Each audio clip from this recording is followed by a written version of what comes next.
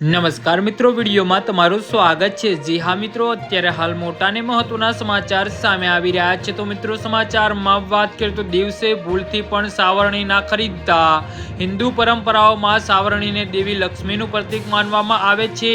વાસ્તુશાસ્ત્ર અનુસાર શુભ દિવસે સાવરણી ખરીદીને તેને યોગ્ય દિશામાં રાખવાથી ઘરમાં ધન, શાંતિ અને નાણાકીય સ્થિરતા વધે છે। ઘરમાં સકારાત્મક ઉર્જા જળવાઈ રહે છે। તે માટે વાસ્તુશાસ્ત્રમાં સાવરણી સંબંધિત અનેક નિયમો જાણવામાં આવ્યા છે। આ કારણે સાવરણીને સામાન્ય વસ્તુ માનવાના બદલે વિશેષ મહત્વ આપવામાં આવે છે। વાસ્તુશાસ્ત્ર મુજબ ઘરની નાની નાની વસ્તુમાં પણ પરિવારના સુખ, આરોગ્ય અને સમૃદ્ધિ પર અસર કરે છે।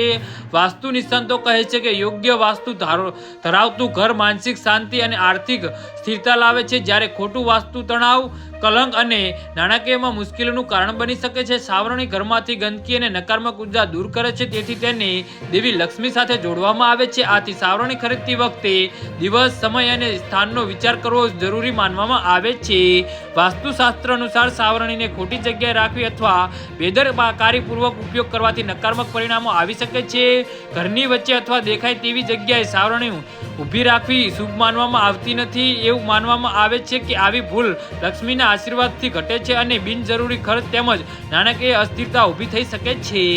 જે હા મિત્રો, તો આના વિશે તમારું શું કહેવું છે તો નીચે અમારી કમેન્ટ બોક્સમાં જરૂરથી જણાવજો અને અમારી યુટ્યુબ ચેનલને સબસ્ક્રાઇબ કરવાની ભૂલતા નહીં। ધન્યવાદ।